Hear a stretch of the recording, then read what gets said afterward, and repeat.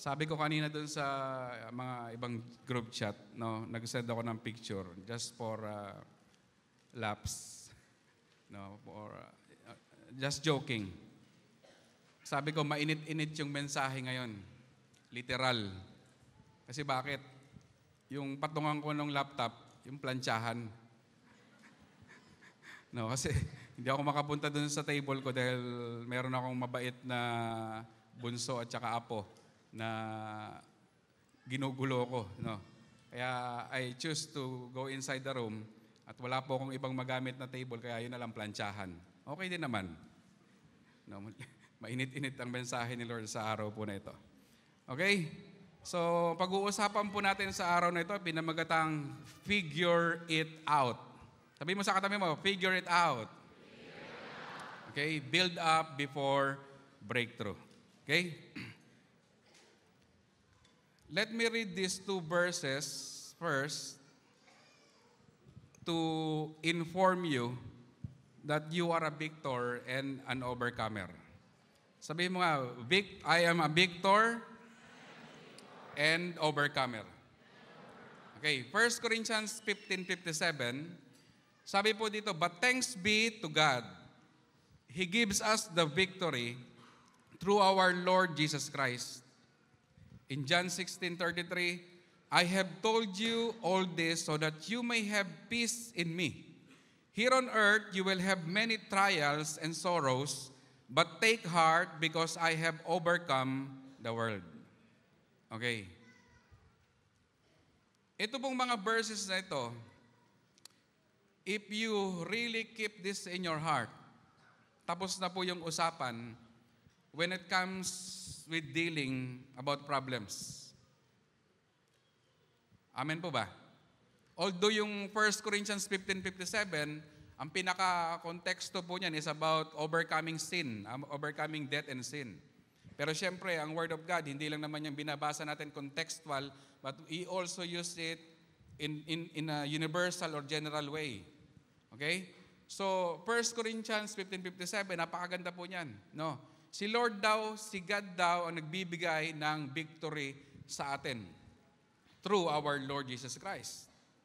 So, ibig sabihin, kapag si Lord ang nagbibigay ng victory at na-overcome rin ni Lord itong mundong ito, di ba? Sabi niya, here on earth you will have many trials and sorrows, which is the Lord Jesus Christ also experienced the same. Pero sabi niya, but take heart, I have overcome the world. So therefore, kung si Lord ang victory giver, kung si Lord na-overcome niya ang world na ito, it means it will happen to us also. Tama po ba? So by default, the children of God are victorious and overcomers. No? Dinesign tayo ni Lord to be victorious and overcomers. Ang problema, marami pong mga Kristiyano, they are unconscious of this truth. Or they are ignorant about this truth. Minsan narinig ko sa isang preaching that the enemy of truth is not lies or false teaching. It's ignorance. No? Marami pong ignorante. Kaya ang ending, nung iba sa atin, when we are facing battle, we face defeat. Kasi bakit? Hindi mo alam eh. No, nakadesign ka pala na maging victorious and overcomer. Yan ang sabi po ng Bible eh. Hindi naman po ako nagsabi niyan. So ibig sabihin, pag ang isang Kristiyano natalo sa laban, ibig sabihin lang nun, hindi niya alam na victorious pala siya. Tama po ba? Kasi hindi naman porke dinesign ka ni Lord to become victorious and an overcomer, it will come automatic. You have to do your part. Tama po ba? Hindi lahat ng AC, no, all the time, nagpa-function para magbigay ng lamig. May time na nasisira yung, anong tawag doon? Sa sasakyan, yung preyon, no? O basta yung nagbibigay ng lamig. Di ba? Ano pong nangyayari? Nagbubuga ng init. So ganun din sa mga Kristiyano. Nakadesign na maging victorious, nakadesign na maging overcomer, but because of ignorance, hindi nila ito na-achieve. Tama po ba? Okay? That's why your bankruptcy, no? Your bankruptcy or your sickness na meron ka sa ngayon, that is not or it has not the final say. Ang may final say lagi ng buhay natin, tatandaan mo, yung salita po ng Panginoon. Okay? Pag sinabi ng Lord that He is the victory giver, that He who overcome this world, and there is also a verse in the Bible that sabi, those who are born of God will overcome this world. Born of God ka ba? Sabi mo sa katabi mo. Ibig sabihin ng born again ka ba? O di pag born again ka, you will overcome this world. Kaya dapat hindi po tayo yung nagdadrama-drama na parang ina-accept natin yung pagkatalo natin. Kapag ka may laban. Pagka may laban, ang gawin mo, lumabang ka lang. Just do your part. No. At mindset mo, at the end of this day, at the end of this story, I am victorious because the Lord have designed me to be victorious. Huwag kang magpapatalo. No. Alam niyo kung bakit paulit-ulit minsan yung mga preaching na naririnig natin sa church at saka sa cell groups about being victorious, about being an overcomer? Kasi bakit hindi pa natin naiintindihan? Alam niyo, meron ako minsan kausap na, siyempre tao, hindi hayop, no? Minsan, nasusuya, ano ba yan? Na-upset, yan, English na lang. Na-upset ako minsan, pag naririnig ko yung sinasabi ko, na sinabi ko na sa kanya, siguro 5 years, 10 years ago, 7 years ago, halos paulit-ulit ko yung sinasabi. And then one time, uulitin ko na naman, sasabihin niya, dun lang niya ma-realize yung sinasabi ko. Sabi ko, grabe, mayroon talaga palang mga ganitong klaseng tao. That's why I understand every people in the church, no, that only 15% of what the preacher is saying, yun lang ang nagsisink in sa heart nila. At yung 85, hindi naman talaga nila naiintindihan. Tama po ba? No, minsan gagamit ka ng mga words na medyo malalalim, lalo na pag theological. Yung iba, hahayaan lang. No, palalampasin lang, hindi magre-research. Ang ending tuloy, hindi naintindihan. Okay? Tandaan niyo po ito, no? Especially when you heard something, a word that is not familiar to you, gawin niyo po yung part ninyo. Because we cannot help you. No, we cannot help you or give you all the understanding that you need para maintindihan yung sinasabi po namin dito. You have to open your holy phone, no? Go to Google, search yun. Sinabi ni Pastor, sabi daw doon, sanctification, may nakakain ba yun? Mga, diba? Tagal na sinasabi, salvation. What is salvation? Tatanong mo, ganito. May tinanong po ako minsan na ganyan. No, I asked, paano ka na-save? Sabi, ganito po, ganito po, ganito po. Ang matindi pa, sabi, kasi mabait ako. Muntik ako mahulog sa upuan. Grabe, tagal ko nung minentor. Tapos, hindi pala niya naiintindihan niyo paano siya na-save. Okay? Tandaan po natin, ang personal spiritual growth, hindi po yan trabaho ng mga leaders, ng pastors. Okay? Trabaho po ng bawat isa yan sa atin. No? Ang trabaho ng pastor, tulungan ka, pero that is only about, I can say 10%. The 90% is in your hand. No, kahit kasi i-push ka ng leader mo, ng pastor mo, para magkaroon ka ng growth spiritually, and if you do not cooperate, wala rin. Tama po ba? Okay? So balik po tayo. No, inuulit ko, you are victorious and an overcomer in the Lord Jesus Christ. Ito pa isa. Jeremiah 29:11. Gusto ko pong idiin to sa araw na ito. Sabi niya, for I know the plans I have for you, declares the Lord. Plans to prosper you and not to harm you. Plans to give you hope and a future. Okay? How many of you are familiar of this verse? Di ba? Ang sarap niyan ibigkasin. No? Lord, I know that you have plans for me to prosper me, not to harm me, to give me hope in a future. But who among you really understand the gravity of this verse. Okay? Alam niyo po ba, itong verse na ito, una sa lahat, this is not just a simple verse that we can say or we can read. This is so powerful. Bakit? The one who declares is the Lord Himself. Nakita niyo po ba? For I know the plans I have for you, declares the Lord. It is not the prophet of God, it is not the man of God who have declared this promise or this blessing. It was the Lord Himself, it was Yahweh Himself who declared this blessing. Tama po ba? And who is the Lord? He is the King of Kings. Di ba kapag ang deklarasyon ng hari, di ba, pag sinabi niya yan, hindi yan nababali. Tama po ba?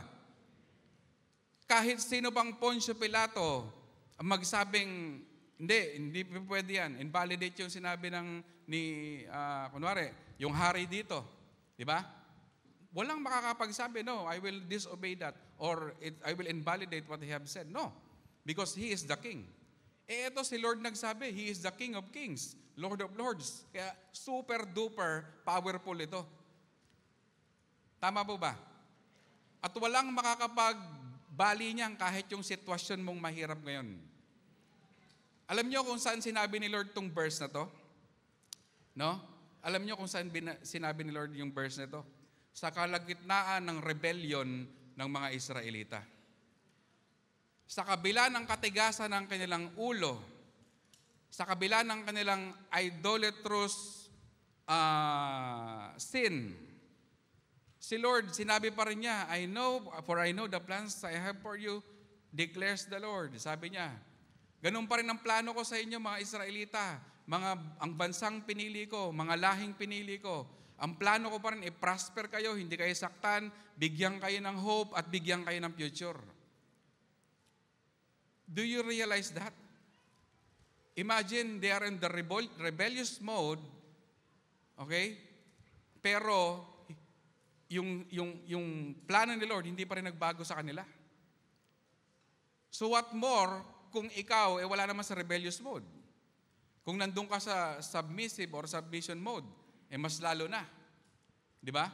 Magkakaroon ka na ng assurance that the end of this battle, at the end of this problem, you will be victorious. Because this is what God said to you. Amen? Okay?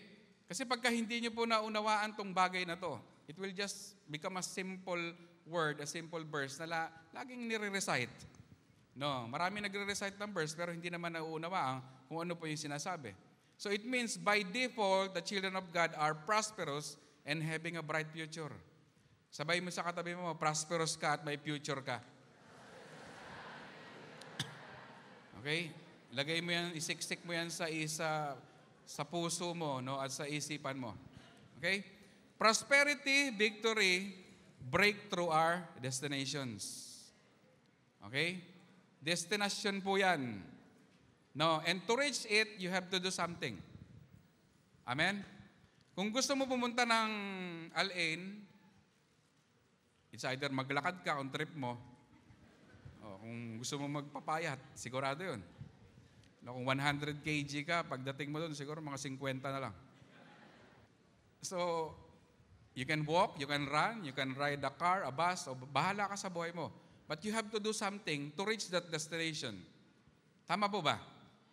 So, prosperity, victory, breakthrough are destinations na sinet ni Lord sa buhay po ng bawat isa sa atin. This is our destinations. No, na plinano ni Lord noon pa man. But to reach it, we have to do something. Amen po ba? No, sabihin mo, you have to do something. But the sad truth is, there are people who want breakthrough but do nothing. Kita niyo po yan? Paki-slide. Pinilitan ko, ayoko nang gamitin si Juan Tamad. Si Judas Tamad. Okay? Marami pong mga Kristiyano ganyan. No. They want breakthrough but do nothing. Parang itong picture na to, no? Di ba, yan yung sikat na storya ni Juan Tamad, na ngayon Judas Tamad na. Gusto niya ng bayabas, pero ayaw niyang pitasin. I believe kaya niya yung talunin, akyatin para makuha niya o sungkitin. Pero he prepared or he chose to lie down on the ground and wait for that guava to fall. Hindi po yan, hindi ganyan, hindi dinesign ang tao na maging ganyan. Naniniwala po ba tayo? Dinesign tayo ni Lord to move, to work. Kasi umpisa pa lang, binigyan na ng trabaho si Adan at si Eva, no, ng Diyos. Our God is a working God, that's why we must also work. Amen? May gagawin tayo. Sabi mo, may gagawin tayo. Sino po yung gusto ng breakthrough dito? Okay. May gagawin ka. May tumahimik. Meme na lang. Okay? So wag po tayong maging tamad. No. Kailangan may gagawin po tayo. No. Si Lord kasi ayaw niya ng tamad. That's why He advised those who are lazy in Proverbs 6:6-8. Sabi dito, take a lesson from the ants, you lazy bones. Learn from their ways and become wise. Though they have no prince or governor or ruler to make them work, they labor hard all summer gathering food for the winter. Grabe, no? Para kang sinampal dito. Tao ka tapos biglang hihingi ka ng, bibigyan ka ng advice ni Lord na tumingin ka sa ants. Which is yung ants, parang, alam mo yun? Parang walang kwentang nilalang dito sa mundo. Kasi, ganunin mo lang yun, hipan mo lang, nawawala na eh. Di ba? Pero ginamit ni Lord yung lowly to rebuke us. Especially kung nandun tayo sa moment ng spiritual na katamaran. Okay? Mamaya, malalaman niyo po yan kung sinasabi ko. No? So, look at this. Yung ants, sabi, verse 7, they have no prince or governor or ruler to make them work. Wala silang leader. Wala silang pastor, wala silang cell group leader, wala silang network leader, but they work. Amen? Tayo, may pastor na, may cell group leader pa, may network leader pa, may cheerleader pa, sama mo na yung cheerleader. Pero ayaw pa rin mag-work. Amen po ba? At alam niyo po yung pag sinabi nating work in the kingdom, it's not only about playing a guitar, singing here, dancing there, ang tawag dyan, carrying these heavy speakers, no? Kumulikot ka dyan ng laptop, ng computer, or whatever. Hindi lang po yun hindi po yun yung pinakaibig sabihin na working in the kingdom. When we say we work in the kingdom, we work with the business, we work in the business of God, or we work in the business of Jesus. And what is the business of Jesus? Souls. Amen po ba? Okay? So hindi ko naman kayo pinapatamaan yung ayaw mag-disciple dito. Okay? Tinitira ko lang kayo. Hindi. Amen. Kasi imagine walang prince, walang governor, walang ruler. Ilagay natin sa ating estado, walang pastor, walang leader, walang network leader, walang cell group leader. Pero nagdi-disciple. Yun ang maganda doon. No? Kasi nga, we are designed to work. And when we say work, it's not only, inulit ko, it's not only joining the ministry. It's about winning souls. So kapag nag-win ka na ng soul, that's the true meaning of working with God. Kasi malami lang sa atin, we walk with God, but we never work with God. Iba yung walking with God sa working with God. No, kasi merong mga kasama ka, you walk with you, but they never work. Tama? Kasama mo sa network mo, punta tayo sa ganito, lahat yan punta. Lalo na pagka victory party. Diba? Pag victory party, ang dami. Pag prayer meeting, asan sa ganito? Masakit po yung kuko. May lagnat yung buhok, ganong mga dahilan. Diba? Pero pagka victory party, grabe, punong-puno ang venue. Sana pagka prayer meeting din po, prayer and fasting, ganon din. Okay? Kasi mas mahalaga po yun. Amen po ba? Okay. So now, let us proceed. God's responsibility is to give us the way through breakthrough, but to figure it out which way is our responsibility. No. Si Lord, sinet niya na lahat. No. Yung daan o yung mga bagay na dapat nating gawin, papunta doon po sa platform ng breakthrough. Platform ng victory. But our responsibility is to figure it out. Next slide, please. Figure it out. No. But to figure it out, which way is our responsibility. Okay? So, saan po yung, ngayon, the question is, how and where we can figure out the right ways or the right things that we must do for us to experience this breakthrough. Saan po? Sa dyaryo ba? Sa Bible? Okay? Tahimik kayo. Parang nararamdaman nyo na yung sasabihin ko susunod. Okay? Para ma-figure out mo or nating lahat kung ano yung mga bagay na dapat nating gawin, dapat nating iwasan, dapat nating gawin, papunta dun sa platform of victory, ang kailangan po natin ng salita ng Diyos.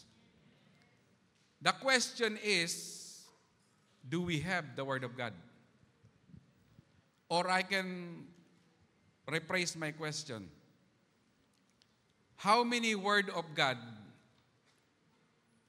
that you have anong tawag doon? Kept in your heart. Ilan na? Yun ang tanong. Kasi the more Word of God that you understand, that you have kept in your heart, the more you are strong, the more you are become tougher in facing every battle. Pero kapag konti pa lang yung Word of God na nasa heart mo, sigurado, madali kang bumigay. Sure po yan.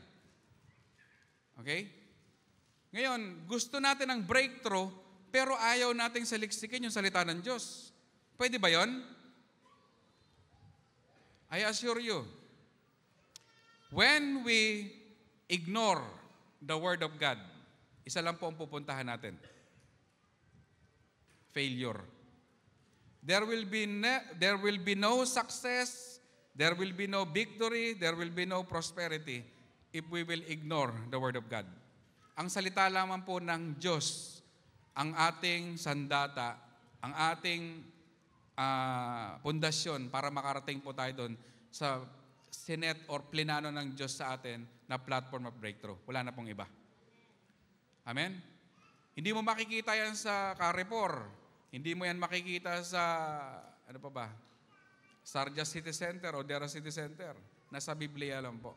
That's why we always encourage you, we always urge you to get in love with the Word of God. Kasi nandyan lang po talaga lahat ng sagot eh.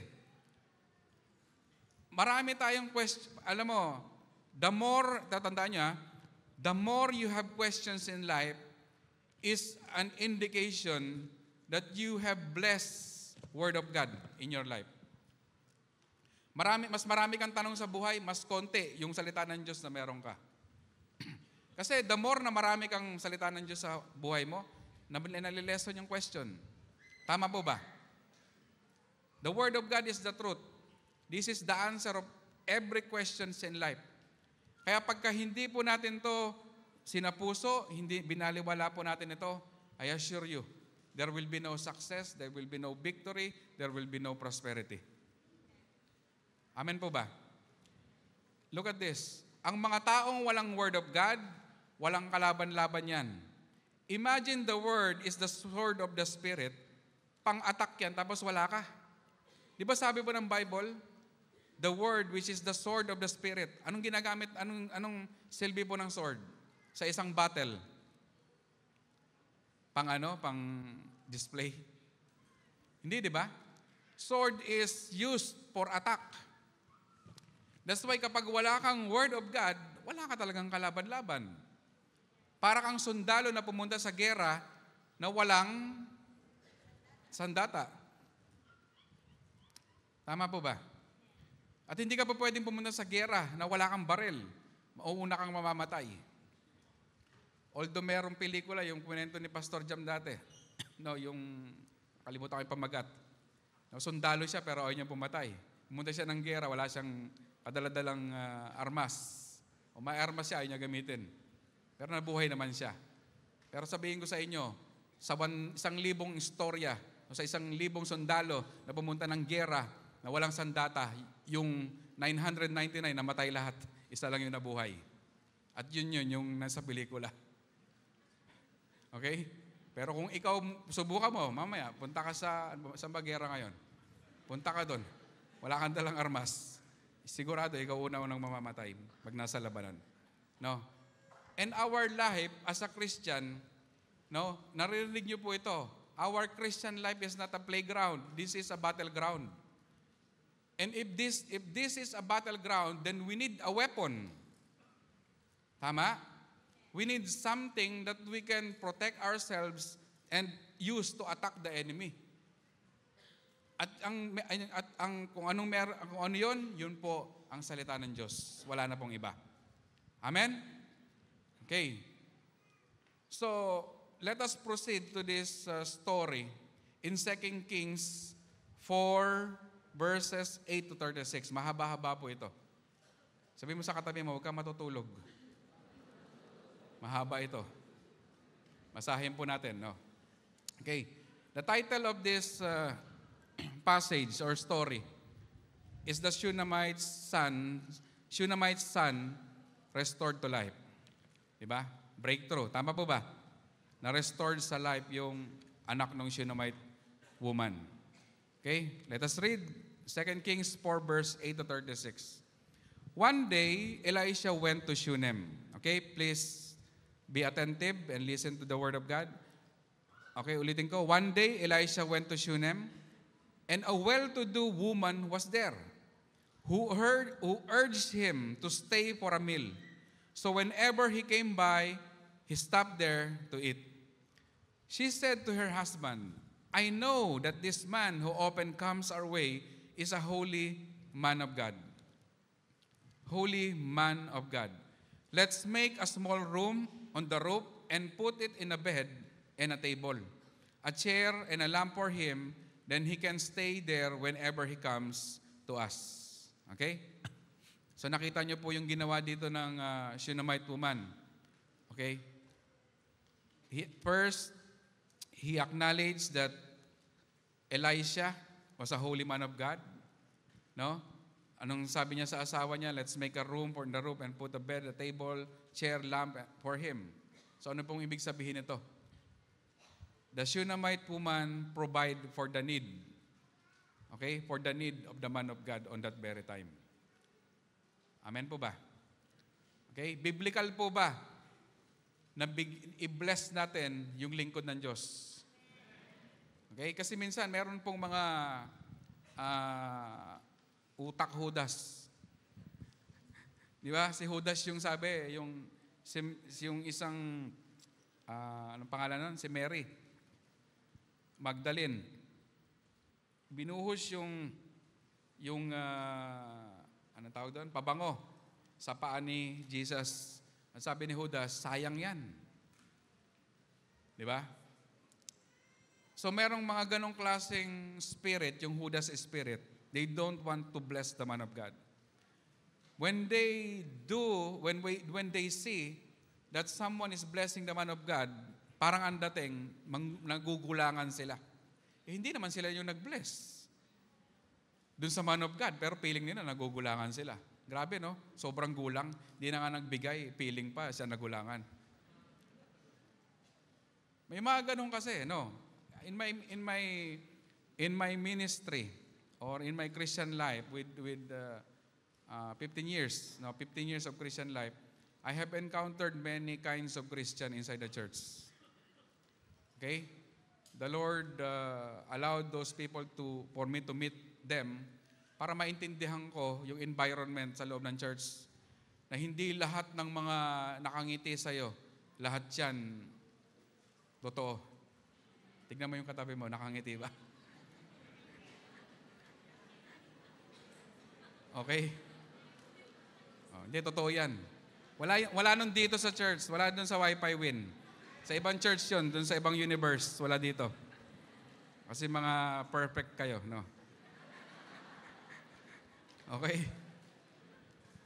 Again, inuulit ko, it is biblical to bless the man of God. Especially kung nakikita nyo, may need. No? At kahit nga walang need no? Basta i-bless mo. Minsan kasi, pag nakita natin, si network leader, mukha namang mapustura, mukhang walang problema, mukhang blessed naman materially. Hayaan mo na. Batiin na lang natin ng happy birthday, masaya na yan. Ang bihira. Okay lang po yun kung talagang wala kayong maibigay. But if you have something to give to the man of God na binigay sa'yo ng Panginoon, i-bless nyo. Amen po ba? At the end of the day, hindi kayo ang lugi. No. Walang lugi kapag ka nagbibigay ka sa Panginoon.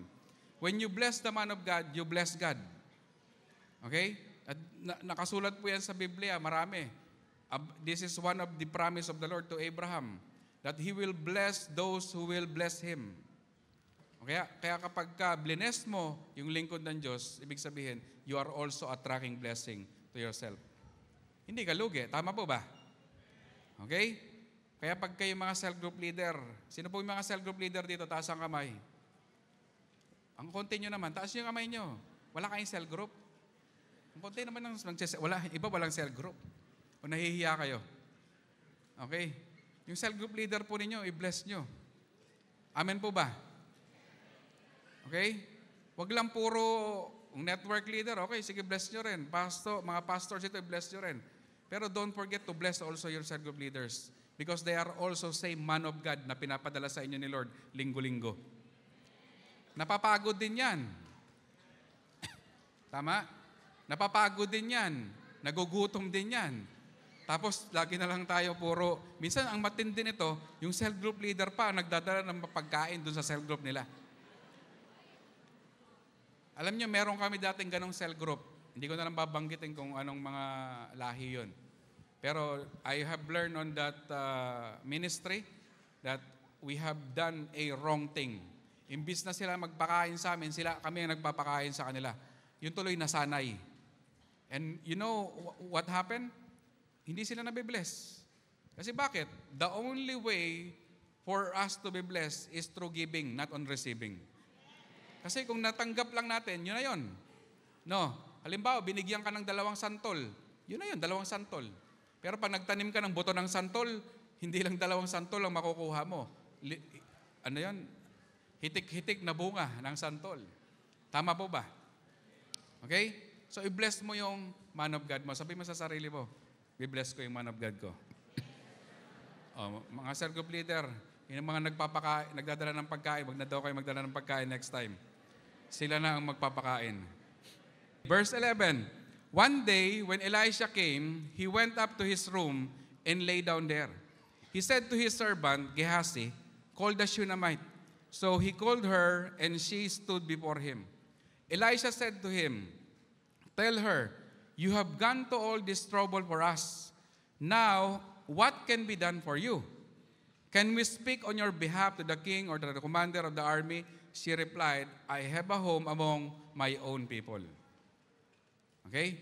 So nakita ni Elisha yung kanyang generosity. Nakita ni Elisha yung kanyang ginawa. That's why, to display his gratitude dito sa Shunammite woman na to, sabi niya, now what can be done for you? Okay? Tandaan nyo, dito si Elisha, he represents God. Okay? He represents God. Because during that time, God cannot interact directly to people. That's why he used the man of God. So dito si Elisha, don't just look him here as a man of God, but he represents God. Yung mga ginagawa po nating gesture o form of generosity, nakikita po yan ng Diyos. Amen? And one day, the Lord will tell you, what can I do? What can be done for you? Or what can I do for you? Have you read that verse in the Bible? Nung sinabi ni Jesus doon sa isang tao, sabi niya, tinanong niya, anong gusto mong gawin ko sa'yo? Amen? Ano kaya sasabihin mo pagka tinanong ka ni Lord ngayon? Oh, for example, James, what can I do for you? Gano'n. Hindi, okay lang ako, Lord. Hindi, Lord, wala akong kailangan. Alam nyo, saan yung may pinakamaraming sinungaling na tao? Sa church. Tama. Pag tinanong mo, bro, kumusta ka? Sis, kumusta ka? Okay lang po ako. Wala. I'm so blessed. Hallelujah. Ganon pa. Pero deep inside, kumakanta na ng nagdurugo ang puso niya. Okay? Ito, tinatanong siya ni Elisha, parang ganito, anong prayer request mo? Since itong Shunammite woman, sabi sa verse, dun sa mga naunang verse, she is a well-to-do woman. Ibig sabihin, she is blessed materially. Okay? Kaya feeling niya, wala na siyang kailangan. Kaya ang sagot niya dito, I have a home among my own people. Ibig sabihin, no, I don't need anything. Wala pong problema. Ganon. Hindi. No. Pagka, sa cell group po ninyo, pagka tinatanong kayo ng cell group leader nyo, may prayer request po ba kayo? Sabihin nyo agad. Because it is the same God who is asking you, what can I do for you? Huwag mo sasabihin, okay lang po ako. Wala po. Sige po, iba na lang. Wow, perfect. Walang problema. Yun lang yung family mo na wala pa sa Panginoon, hindi mabigat na problema yon. Do you realize that? That if your father, your mother, your brother, your sister, your uncle, your auntie is going to hell because they don't have Jesus, hindi ba matinding problema yung para sa'yo? Then why you don't include it in the prayer requests? Tama? Wala nang iba pang mabigat na problema kaysa doon sa malaman mo na yung isang tao papunta ng impyerno. Okay? Yun ang pinakamabigat na problema na walang ibang solusyon kundi ang ating Panginoong Jesus. Kung wala ka mang problema financially, then salamat sa Panginoon. Pero I'm very sure, not all our relatives here, lahat saved. No? Kaya sama nyo lagi sa panalangin yung mga kamag-anak o mahal po natin sa buhay na wala pa sa Panginoon. Amen po ba? Okay? Second key, tuloy natin, verse 14. What can be done for her? Elisha asked. Gehazi said, she has no son. Ayun, walang anak. Ba't kaya hindi daughter, no? She has no daughter. Okay, she has no son and her husband is old. Then Elisha said, call her. So he called her and she stood in the doorway. About this time next year, Elisha said, you will hold a son in your arms. No, my lord, she objected. Please, man of God, don't mislead your servant. But the woman became pregnant, and the next year, about same time, she gave birth to a son, just as Elisha had told her. Amen? So, merong pangangailangan. Ayaw lang niya sabihin. Tama po ba?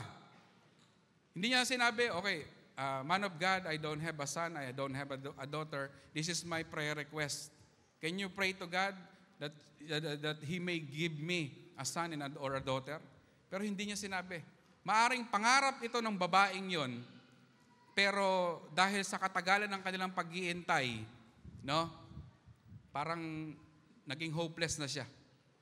Parang, hindi, wala na. Lalo na yung asawa ko, matanda na. Sabi, her husband is old. Ano ngayon? Parang sabi ni Gehazi dito, he has no son. Okay, that's the need. Merong need, pero wala namang problema. Tama po ba? Hindi naman problema na matanda yung asawa niya. Minsan kasi, yung nakikita ng mata natin, no? Kaya hindi na meet yung need kasi nakikita natin problema. Which is hindi naman talaga problema. Pwede naman silang maglabing-labing, oras-oras, sigurado, makakadali rin yan. No, kahit matanda na si husband niya. Okay? Ngayon, sabi ni Elisha, okay, yung nakita niya, na-realize, ito pala ang kailangan ng babae. So sabi ni Elisha, about this time next year, you will hold a son in your arms.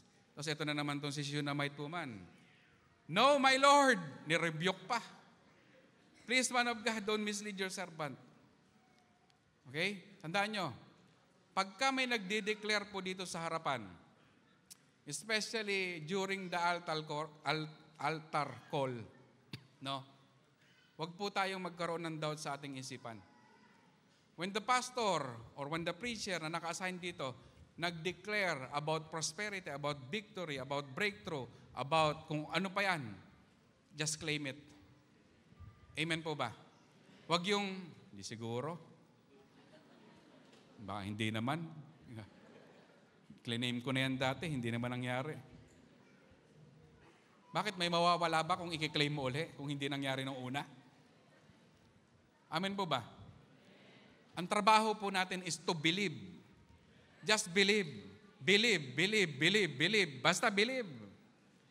Okay? Trabaho ni Lord i-fulfill yung ano yung pinaniniwalaan mo na sinabi niya.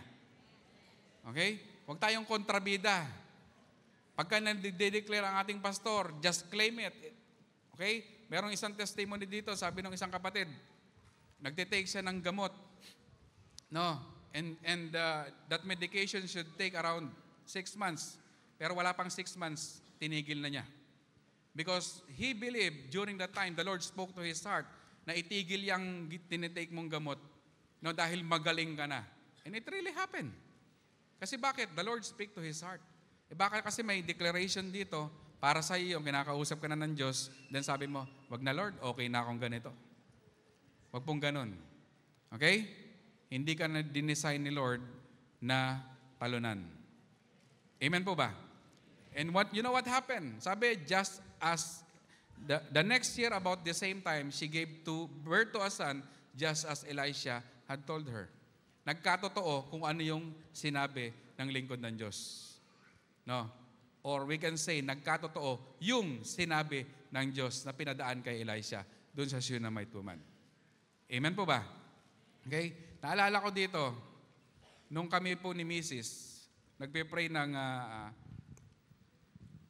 baby pa. No, which is we have decided after 17 years, magkaanak uli. Okay? And marami nagsasabi nun, na, naku, mahirap na yan. Lalo yung mga doktor na pinuntahan namin. So that time, lagi kami dinidiscourage sa mga doktor. Why? Why we insist that prayer? Because it is God who said in my heart that He will give me another child. Ang hinihingi ko nga lang lalaki, pero binigay pa rin babae. Pero okay lang, naintindihan ko na ngayon. Kasi kung binigay pala sa akin ng lalaki, parang mas lalo akong mahihirapan. Kasi bakit? Yung lalaki ang kulit pala, no? Grabe. Alam ko na magkaroon ngayon ng anak na lalaki kasi may apo na akong lalaki. Kasama ko sa bahay. So ngayon ko naintindihan, ay salamat Lord, babae binigay mo sa akin. Medyo makulit lang pero hindi naman sobrang katulad nito. 1 taon pa lang, ay grabe. Tapos, nagpipray pa yung iba, isa pa. Eto, may karapatan ako. No, my Lord, I object. I object na talaga. Tama na, sobra na. Okay, so tuloy po tayo. Sana ba tayo? Ayun, naalala ko po yung word na yun ni Lord na binigay sa heart ko.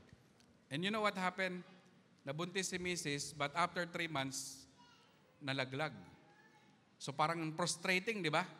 Nakakatuwa nga nun, yung maraming mga kapatid na nag-extend ng kanilang, anong tawag doon? Yung nakikiramay sila sa nangyari. Mas malungkot pa sila kaysa sa amin. Sabi ko, malungkot sila. But parang, okay, sige, nalaglag. Pinag-pray mo tapos nalaglag. Okay, may ibang reason ng Panginoon. And we did not stop praying. Okay? And of course, we did not stop labing-labing. Praying ka ng praying, tapos walang labing-labing. Paano ka magkaka-baby nun? Tama? Kasi minsan, we pray, that's good thing. That's one of our part. But faith without action is dead. Alam natin yan. Okay? Maraming pwedeng pumigil during that time sa amin. Marami kaming mga struggle ni Mrs., mga problema dito, problema doon, problema sa loob, sa labas, ang daming problema. At one big factor, kaya hindi na naglalabing-labing ang mag-asawa kasi sa problema. Tama po ba? Pero hindi kami nagpatigil dun sa mga problema na yun. We have done our part. No? And the Lord gave us a child, a beautiful child, a daughter, na hindi namin alam, prior dun sa birthday ni Mrs. Buntis na pala siya. Paano na-confirm yun? Binigay ni Lord yung word na naman niya dun sa Deuteronomy chapter 28. Nung nabasa ko, the fruit of your womb, pagbasa ko nun, biglang nag-struck sa akin yung word ni Lord. And that time, sabi ko, Mami, magpiti ka na bukas. At yun, 2 guhit na uli. At yun, after 9 months, lumabas na po si Jade na napakabait. Di ba?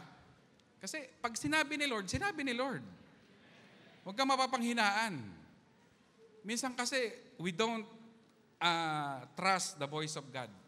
Pag sinabi. Tapos na laban. O sinabi to ni Lord, regardless of what will happen on the next chapter or next page of your life. Basta sinabi ni Lord, yun ang panindigan mo, yun ang panghawakan mo. Amen? Okay. Verse 18, the child grew, and one day he went out to his father, who was with the reapers. He said to his father, my head.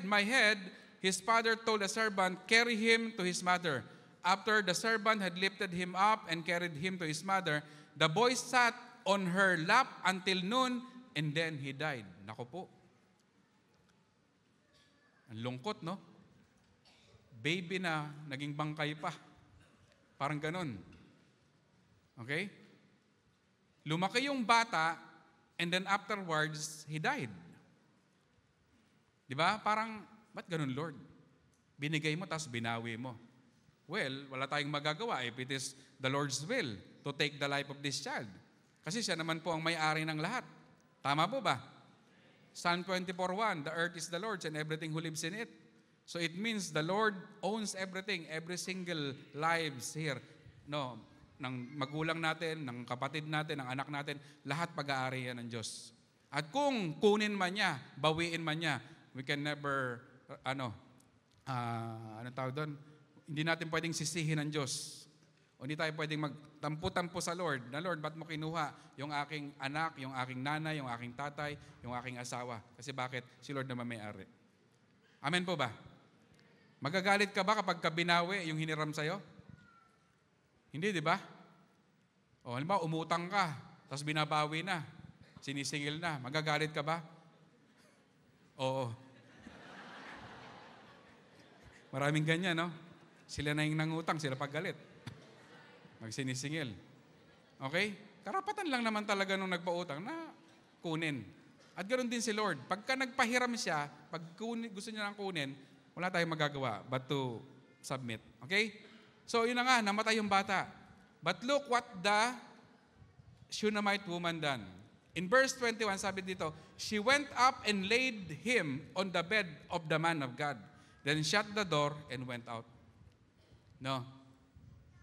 Yung Shunammite woman, nag-display siya ng kanyang faith. Patay na eh. Pwede niyang gawin dito, sabihin niya sa asawa niya, oh, husband, namatay yung anak natin. Let us prepare for his burial.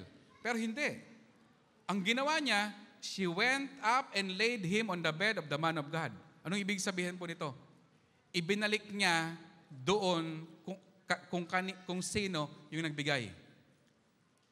Okay? He approached God. Sabi ko sa inyo, Elisha represents God here. Kapag kayong isang blessing na tatanggap mo sa Panginoon, na parang ang tawag dyan, parang nawala, no? Huwag ka mapanghinaan ng loob, bumalik ka kay Lord. Amen po ba? Okay, nag-pray ka ng anak, binigyan ka ng anak, afterwards, yung anak mo, he or she is spiritually dying. Balik ka kay Lord. Go back to the giver. Go back to the source. Kasi siya yung nakakaalam ng tamang gagawin for its restoration. Amen po ba? Binigyan ka ni Lord ng business. Yung business na yon, bunga ng panalangin, resulta ng panalangin. Ngayon na bankrupt. bumalik ka uli kay Lord. Amen po ba? Huwag ka mapanghinaan ng loob kasi bakit? Binigay ni Lord eh. The problem with us is, kapag ka nakita mo may parang failure na, no? Doon sa present time, ang nangyayari, napapanghinaan agad ng loob. Imbis na bumalik, lumapit sa Diyos, ang ginagawa, nagmumukmok. Hindi po ganon. Okay? So, let us do the same, what the Shunammite woman did. Tuloy po natin, she called her husband and said, please send me one of the servants and a donkey so I can go to the man of God quickly and return. Why go to him? He asked. It's the new moon. It's not the new moon or the Sabbath. That's all right, she said. See? Tignan nyo, that's all right, she said. This is a statement of faith. She saddled the donkey and said to her servant, lead on, don't slow down for me unless I tell you. So she set out and came to the man of God at Mount Carmel. When he saw her in the distance, the man of God said to his servant Gehazi, look, there's the Shunammite. Run to meet her and ask her, are you all right? Is your husband all right? Is your child all right? Sabi niya, is your child all right? Ang sabi ng Shunammite woman, everything is all right. All right. Di ba? Everything is all right. Patay na, all right pa. Why? Because she is activating her faith. Amen po ba? No. Okay din pagka tinanong ka, kumusta na po business mo? Kumusta na yung mga anak mo? Everything is all right. Kahit na medyo gumaganong-ganon na. No. Pero, be sure that when you say that, it's a statement of faith. Hindi a statement of lie. Dalawa yung kasi kanina, di ba? Anong kailangan mo? Wala siyang sinasabi. No. Parang sinasabi niya, I'm okay. I'm well blessed. I don't need nothing. I don't need anything. So that's a statement of lie. But here, she is giving a statement of faith. Okay? Tuloy natin. When she reached the man of God at the mountain, she took hold of his feet. Gehazi came over to push her away, but the man of God said, leave her alone. She is in bitter distress. But the Lord has hidden it from me and has not told me why. See? Even to the man of God, even to Elisha, may mga bagay na hindi ni-reveal si Lord sa kanya. So that he will figure it out. Ano yung bagay na yon? Okay? Tuloy po natin. Did I ask for you a son, my Lord? She said, didn't I tell you, don't raise my hopes? Yan na, medyo naninisi na konti. Elisha said to Gehazi, tuck your cloak into your belt, take my staff into your hand, and run. Don't greet anyone you meet, and if anyone greets you, do not answer. So, maging suplado daw muna for the moment. Lay my staff on the boy's face, but the child's mother said, as surely as the Lord lives, and as you live, I will not leave you. So he got up and followed her. Gehazi went on ahead and laid the staff on the boy's face, but there was no sound or response. So Gehazi went back to meet Elisha and told him, the boy has not awakened. Bakit kaya? Bakit kaya? Ano sa tingin ninyo? Nagkamali ba ng inutusan si Elisha? Nung inutusan niya si Gehazi na ilay yung staff dun sa mukha ng bata para mabuhay? Sa tingin ninyo? No. Okay? I repeat, Elisha represents God here. Hindi nagkakamali ang Diyos when He appoints someone to do an assignment. Pero, ang katotohanan, hindi lahat po ng inappoint o hindi lahat ng appointed, anointed. Okay? Remember, Judas was part of the 12 apostles. Every one of them were appointed or was appointed. But not all are anointed. At si Judas yun. Okay? Dito, nakita po natin, Gehazi was not effective on his assignment. Okay? Kasi ang nagsugo, si Elisha, the anointed man of God. And then, ba't ganon? Ba't nabokya? And if we will read the Bible, yung susunod po na chapter nito, which is chapter 5, we will see that the problem why Gehazi was not effective on his assignment is because of his greedy heart, of his greediness. Kilala niyo po si Gehazi?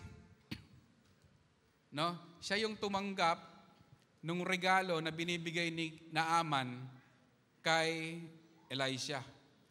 Regalo na tinanggihan ni Elisha na ito naman si Gehazi nang hinayang.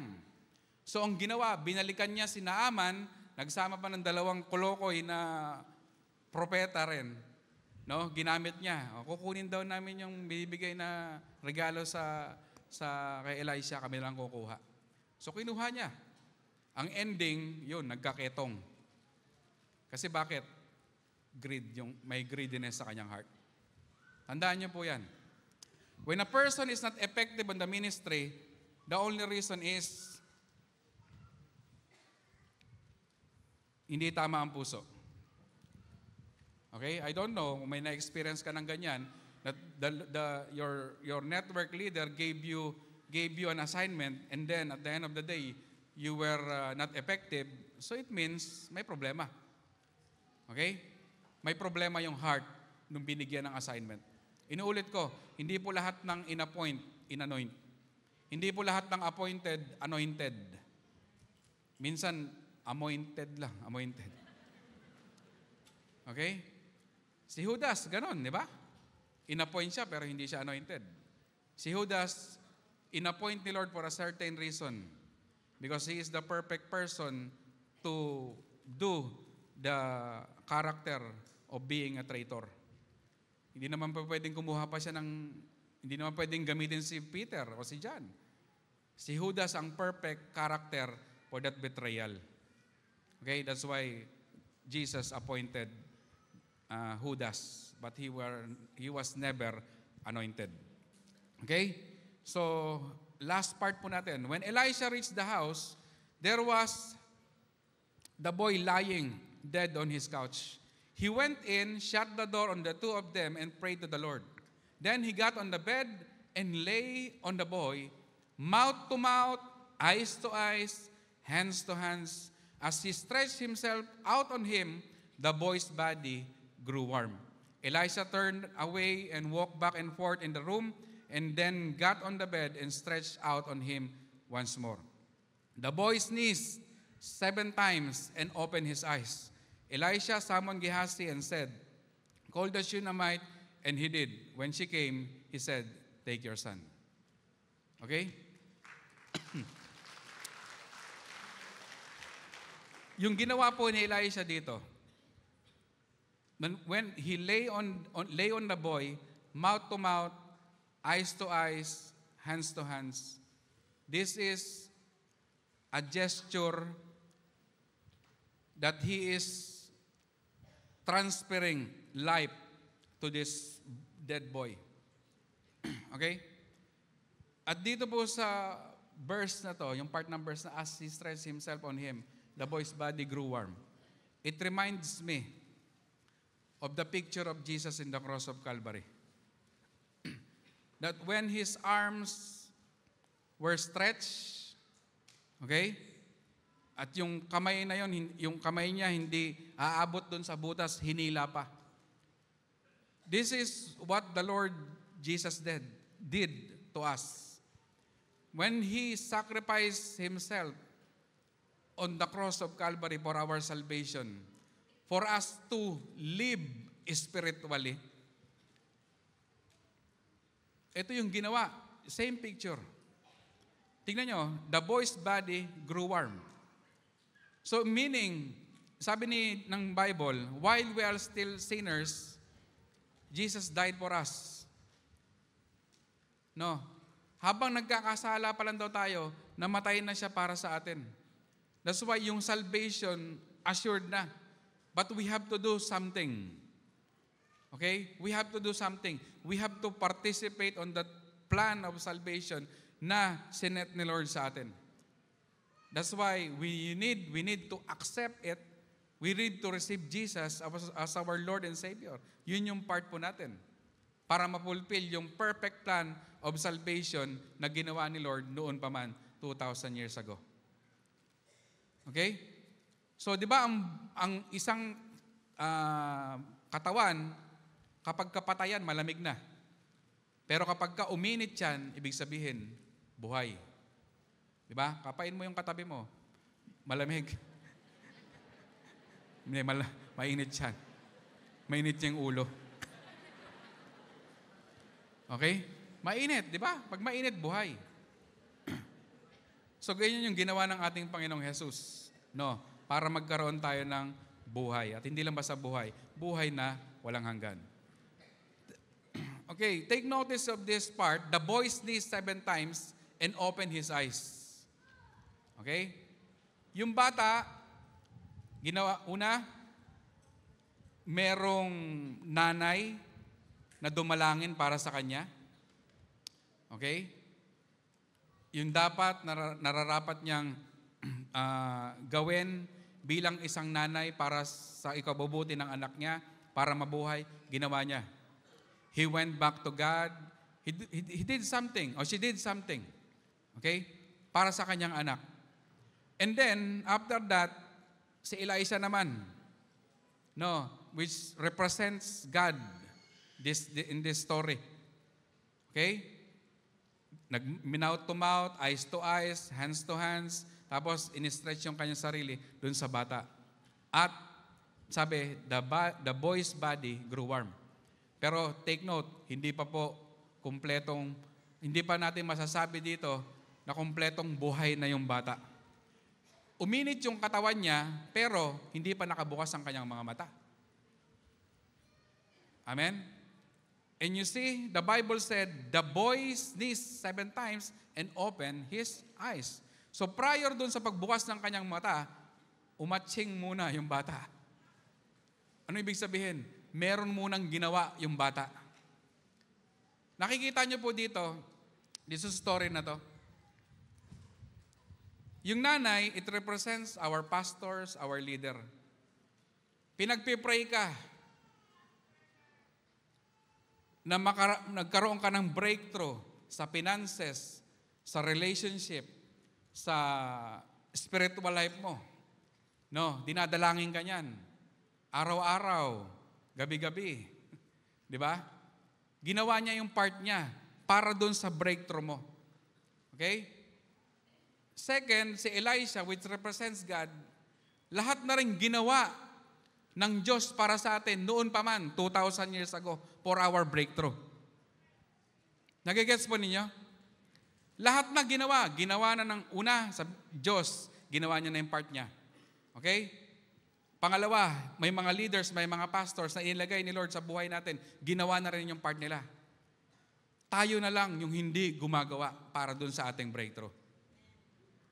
At katulad po ng batang ito, pwede naman siyang basta na lang tumayo, bumukas ang mata, tumayo, maglakad, okay na. Pero nilagay ito ng Bible. Para saan? Para makita natin na meron tayong gagawin para sa ating breakthrough. Amen po ba? Okay? Hindi ka lang uupo, hindi ka lang tatayo. No, may gagawin ka. Amen po ba? Okay? So, dito po natin tatapusin sa 7 sneeze before complete breakthrough. Alam niyo po yung 7 churches of Smyrna? 7 churches of Asia sa Revelation. So, dito po natin kukunin. The 7 churches of Asia represents every status of the heart of every believer inside the church. Yung 7 churches, although it's a literal church, but spiritually speaking, it is symbolic that it represents every person inside this church. Okay? Tignan po natin. No. So, 7 sneeze before complete breakthrough. Ano yung dapat nating i-spiritually sneeze? Hindi literal na hatching, ha? Mamaya, mag-hatchingan kayo mamaya dyan. Okay? Kumuha muna kayo ng paminta para madaling umatching. Una, sneeze oppression. Church of Smyrna. Okay? Anong description ng Church of Smyrna? Materially poor but spiritually rich, enduring affliction, slandered, and persecuted. So this church is greatly oppressed. Okay? By the people around them. So isang bagay para hindi ka makarating dun sa platform of breakthrough or victory na sinet ni Lord is oppression. I-oppress ka ng kalaban. Gagamit siya ng sari-saring paraan para i-oppress ka, para hindi ka tumuloy doon sa platform ng breakthrough na sinet ni Lord para sa'yo. Pag sinabing oppress, ganito yun, no? Oppress. Papunta ka, di ba? Ayun ang goal ko, pumunta ako doon. Pag sinabing oppress, tinutulak ka pabalik. Kasi opposite, tapos pinipress ka pa. So hindi ka talaga makakarating. That's why we have to spiritually sneeze oppression. Ano ba yung nag-o-oppress sa'yo para hindi ka makarating doon sa platform of victory na sinet sa'yo ni Lord? Ano yun? Problema? Relationship? Ano ba? Anong klaseng bagay na nag-o-oppress sa'yo? So we have to sneeze oppression. Pag sinabing sneeze oppression, ang gagawin po natin, of course, we are going to cast it out.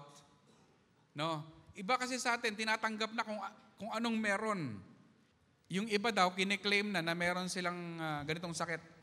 Halimbawa, sabi, sakit ng migraine ko. Kailan ka pa nagkaroon ng migraine? Nung ginawa ka ba ni Lord, may migraine na? Tignan nyo nga kung lahat ng tao nakadesign may migraine. Pwede mo sabihin, masakit ang ulo ko. But in the name of Jesus, I will be healed. I rebuke this sickness, this pain right now in the name of Jesus. But don't say, ang sakit ng migraine ko. Ang sakit ng back pain ko. May ganun pa, no? Kiniklaim mo na, may back pain ka talaga. Pwede mo sabihin, masakit yung likod ko, pero hindi yung back pain mo. Tama po ba? Yung iba kasi tinanggap na talaga eh. Hindi, ganito talaga ako. Pag nabiyahe ako sa bus, sumusuka talaga ako eh. Congratulations, yun talaga magiging mindset mo. Okay? You need to cast out this spirit of oppression. Okay? For us to reach the platform of breakthrough. Next, the Church of Philadelphia. Open door, little strength. Keep His word, had not denied His name, endured patiently. Ang problema, may little strength. Okay? And weakness is one factor again para hindi ka makarating dun sa dinesign ni Lord na lugar para sa'yo. Pag tinignan mo lang yung kahinaan mo, for sure, you will never reach that platform of breakthrough. Okay? Tandaan mo, ang grace ni Lord ay nilikhayan para sa atin pong mga kahinaan. Read 2 Corinthians 12:9. Anong nakasulat doon? My grace is sufficient for you because my power is created for weakness. So, yung grace ni Lord, power yon para sa ating weakness. Kaya sabi ni Paul, when I weak, I'm strong. Okay? So, wala po tayong dahilan para i-entertain natin yung ating kahinaan. Hindi, mahina po yung utak o yung Tama, yung utak, no? Sa Tagalog, utak, brain, yan. Medyo mentally, hindi po ako gifted. Kaya ayoko po magturo ng cell group eh. Paano ka magkakaroon ng spiritual breakthrough? Kung iisip-isipin mo lagi na ganun ka. Tandaan mo, si Moises, utal-utal. Tama po ba? Di ba sabi niya, wag na lang ako, si Aaron na lang kasi hindi ako marunong magsalita. Okay? It's not about our ability. It's about God's power that will work on us para tayo maging effective. Amen? Okay? So wag nating i-entertain yung weakness, but rather, cast it out, spiritually sneeze it. Next, Church of Ephesus. Hard work, perseverance, have not grown weary, cannot tolerate wicked men, but had lost their love. Okay? So, anong meron dito? Sneeze hatred. No? Pag ang isang Kristiyano, punong-puno yan ng galit sa puso, ibig sabihin lang yan, walang pag-ibig. Yun lang yun. No? Because hatred is the absence of love. Kalas. Pag yan magagalitin o laging galit sa mundo, ibig sabihin lang, walang pag-ibig. And don't expect that this person will experience victory in life kapag laging may galit sa puso. Okay? So tayo, let us sneeze this hatred. Next, Church of Pergamum. Live where Satan has his throne. Antipas was martyred. remained true to his name, did not renounce their faith, but some hold to teaching of Balaam. Okay? Ano meron dito? We should sneeze idolatry. Okay? Si Balaam, he's an idol. Sabi dito, live where Satan has his throne. Anong ibig sabihin po nito? Anong gustong iparating sa atin ng Panginoon? If you are living in a place where wickedness is being, anong tawag dyan? Norm, yung norm na. Napapalibutan ka ng sexual immorality, ng idolatry, ng adultery, ng drunkenness, kung ano-ano pa, umalis ka dyan sa lugar na yan. So if you want breakthrough in life, change your environment. Change your environment. Hindi makakatulong yung mga tao na yun na nakapaligid sa'yo para dalhin ka dun sa platform of breakthrough. Ang mangyayari lang, maapektuhan ka pa dun. At one day, magugulat ka. Bumalik ka na dun sa dati. Okay? Number 5, Church of Thyatira. Have growing love and faith but tolerate the false teaching of Jezebel. Sneeze, immorality. Si Jezebel, siya po yung nagtulak sa mga Israelita para magkasala or maging immoral ang mga Israelita during that time. Okay? So, if you are exercising immorality in life,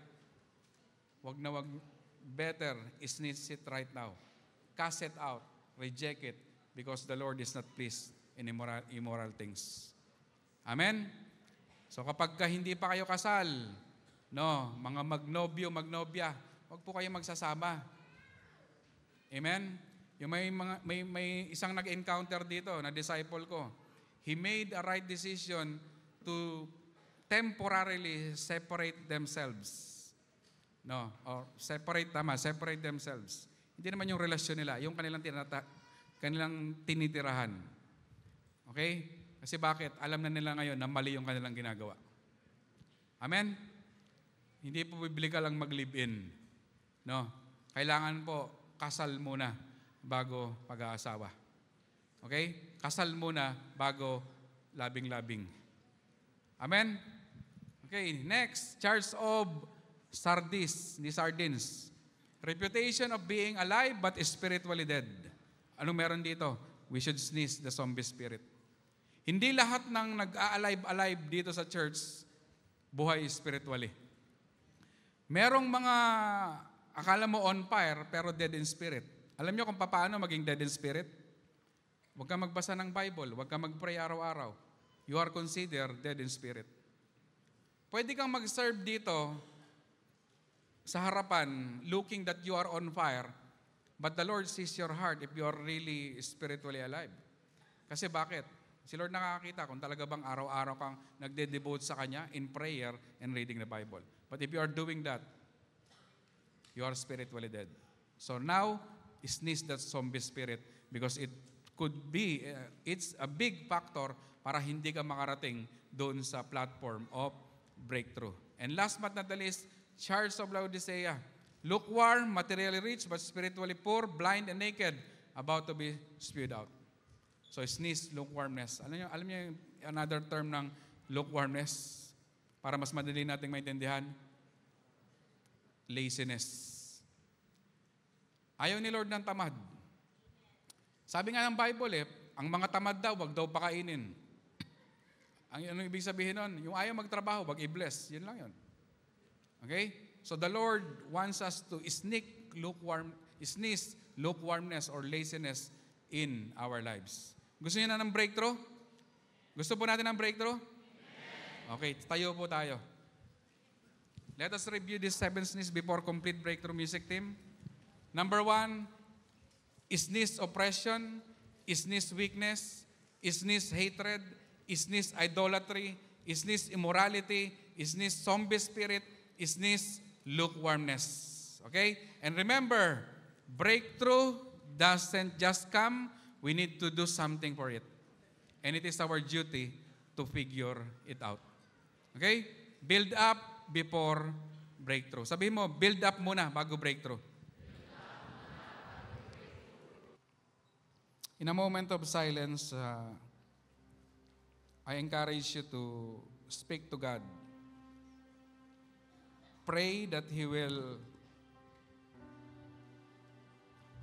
speak to you more clearly, more clear as crystal. Ask for the realization that comes from the Holy Spirit at this very moment.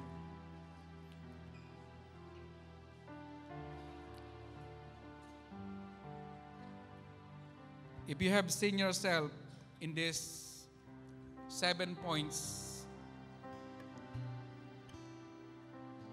na pinag-aralan po natin,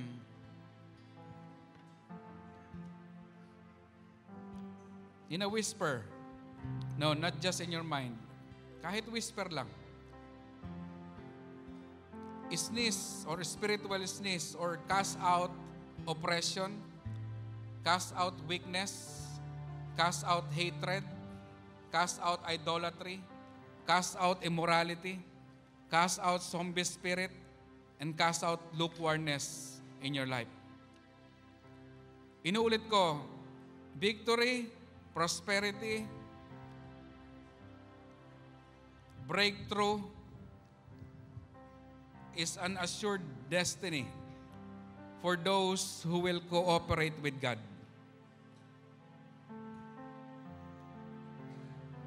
The only reason why a person will never experience this perfect plan of God is because he or she did not cooperate. Inuulit ko, kapatid, the Lord has a great plan for you. Jeremiah 29:11.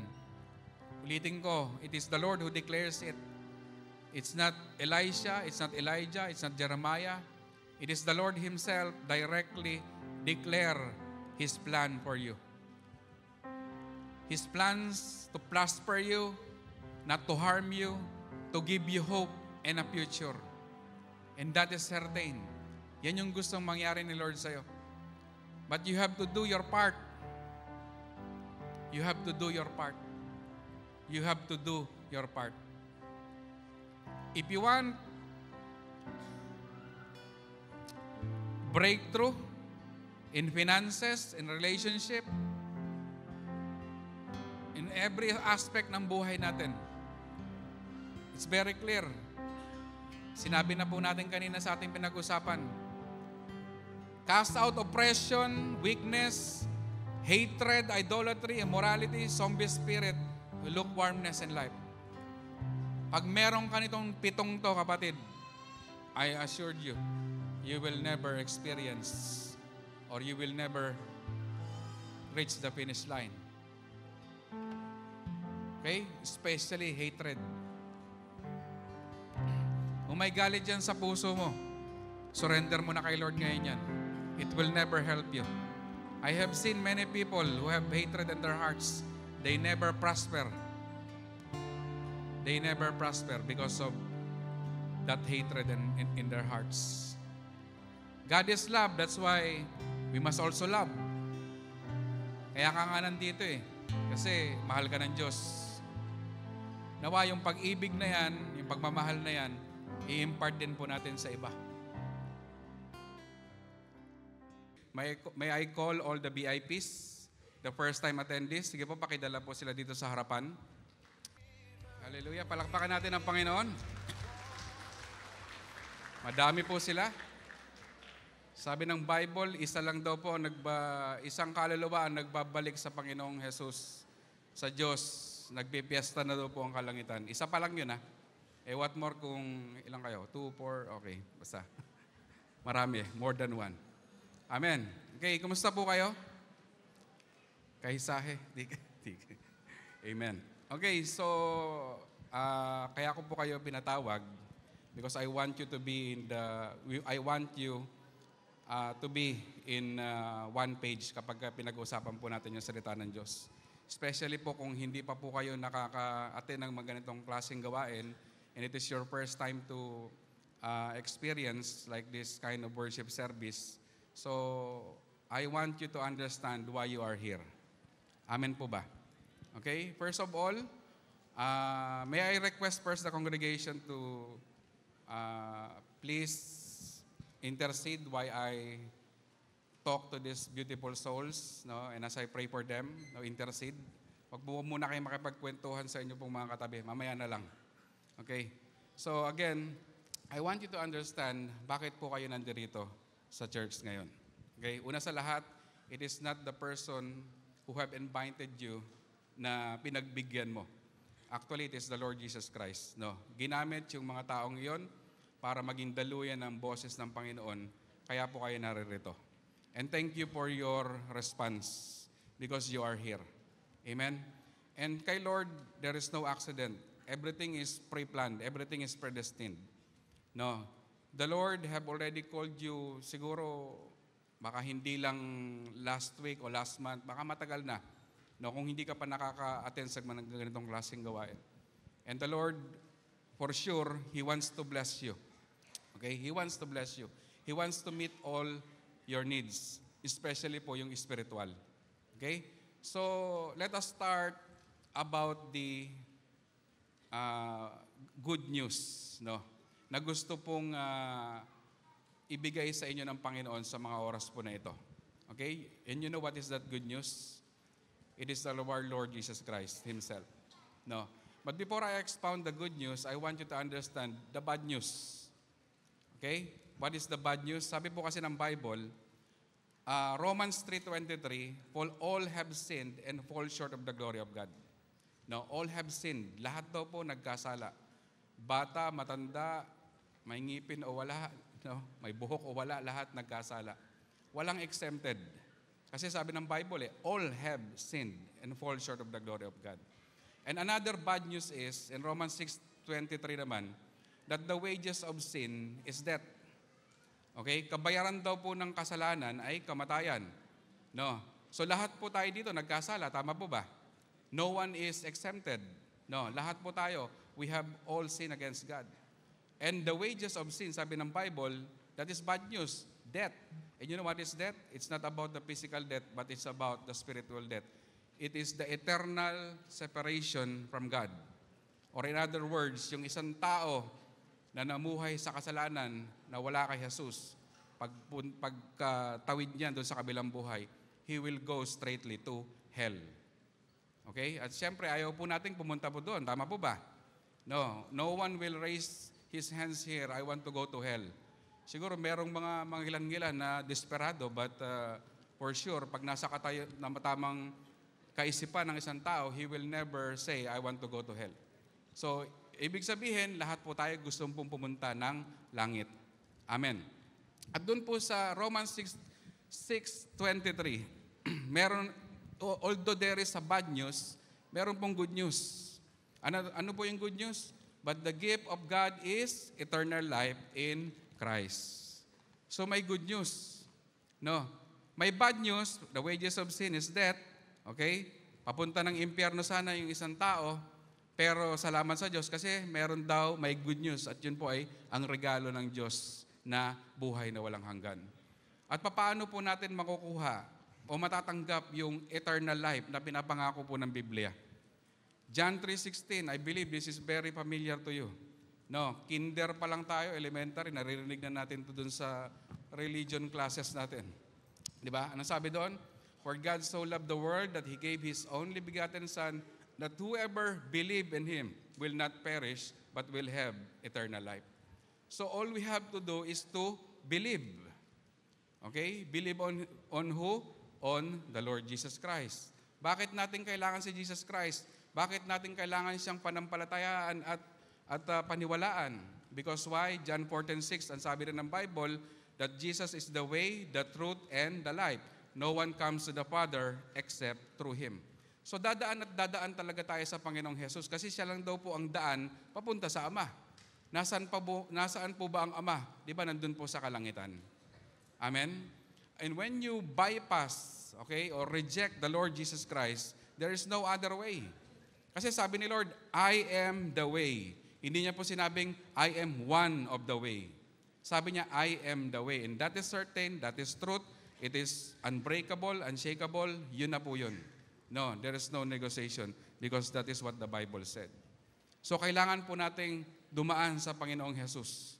You cannot say you believe God the Father without believing in the Lord Jesus Christ. Hindi po pwede yun. Because in the Bible, there are a lot of verses na kailangan po nating manimpalataya, tanggapin ang ating Panginoong Jesus para makapunta po tayo sa Ama. Amen po ba? Okay? At ito maganda, when you believe on the Lord Jesus Christ, you will not only receive the eternal life, you will also receive the right to become children of God. Amen? John 1:12, ano pong sabi doon? For those who receive Him and believe Him, receive the right to become children of God. Okay?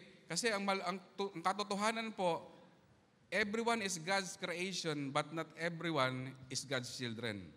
Kasi yun ang sabi ng Bible eh. Kung sino lang daw po yung tumanggap, na naniniwala sa Panginoong Jesus, nagkaroon daw po ng karapatan na maging anak ng Diyos. Ngayon, kapag naging anak ka na ng Diyos, it means you will have all the access to heaven. Okay? Not only going to heaven, but also the blessings that comes from heaven. Di ba kapag ikaw magulang, di ba pag binigyan ka ng insurance ng company mo, di ba meron pong mga beneficiaries? At ang mga beneficiaries po natin, asawa, kasama yung mga anak. Now, si Lord, lahat na magiging anak niya, everyone will become His beneficiary of the blessing that comes from heaven. Amen po ba?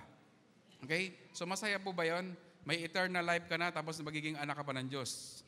That's why kapag tatawag ka na, dadasalin mo na yung Our Father, sure ball, maririnig ka na ng Diyos amang nasa langit kasi anak ka na niya. Amen po ba? Okay? So, pagka sinabing may eternal life ka and you become a child of God, it means you are saved. Okay? So I just want you to lead in this simple prayer called prayer of acceptance. No? In Romans 10:9-10, ang sabi po diyan, paki-flash, ayan. Sabi, if you declare with your mouth, Jesus is Lord, pakisabi nga po natin, Jesus is Lord. And believe in your heart that God raised Him from the dead, you will be saved. For it is with your heart that you believe and are satisfied, and it is with your mouth that you profess your faith and saved. So there must be a public declaration of your faith in the Lord Jesus Christ. No, pwede mo naman yung ikimkim na lang sa heart mo, Lord, I accept you as my Lord and Savior. But the Bible said, no, if you declare with your mouth, pwede ka ba mag-declare sa mouth mo ng ganito? Subukan nga natin. Hindi pwede, di ba? We have to open our lips and declare that Jesus is our Lord over our lives. Amen? Surrender your life to Him because He has a great plan to you. Hindi lang yung papuntahin ka ng langit, no? Kundi pwede rin niyang ibaba ang langit dito sa lupa para maranasan mo habang buhay ka pa. Amen? Okay? So can I invite you to raise your right hand and repeat after me. Congregation, please intercede and lay your hands on them. Okay, repeat after me. Father in heaven, open your lips. Father in heaven, I thank you for this day, for allowing me to know about the good news. Thank you, Lord Jesus, for I know that you have done everything in the cross of Calvary for the forgiveness of my sins. Today, Lord, I declare it from my mouth, from the bottom of my heart, that you are my Lord, my God, and my Savior. Today, Lord, I put my trust in you, and I believe that the blessings intended for me will surely pass. Today, Lord, I surrender my life to you. And this is not just a lip service, This is from the bottom of my heart. Holy Spirit, I acknowledge you in my life that you are with me and you will be my helper to do the perfect will of the Father in heaven. Thank you, Lord, for the salvation. I acknowledge you in my life. In Jesus' name, amen. Let me pray for you. Lord, thank you so much, O God, for these beautiful souls, O God, that you have brought here in this place. I believe, O God, that you are working in their lives prior to this moment. Lord, you know their needs, especially their spiritual needs, O God, sa mga oras po na ito. And I pray, O God, that as they listen, O God, to your word today, they will receive, O God, what they need, even what they want, O God, that will give glory to your name. I speak healing, O God, in every hearts of these people, those who are emotionally damaged at this very moment. Thank you for the display, O God, of your delivering power at this very moment, O God. You are at work. And I pray, Lord God, lalabas sila, Panginoon, sa lugar na ito, punong-puno, Panginoon, ng pag-asa at pagpapala. Thank you so much, O God. I entrust them to you. In Jesus' name, amen. Amen. Hallelujah. Praise the Lord. Palakpakan natin ang Panginoon. Amen.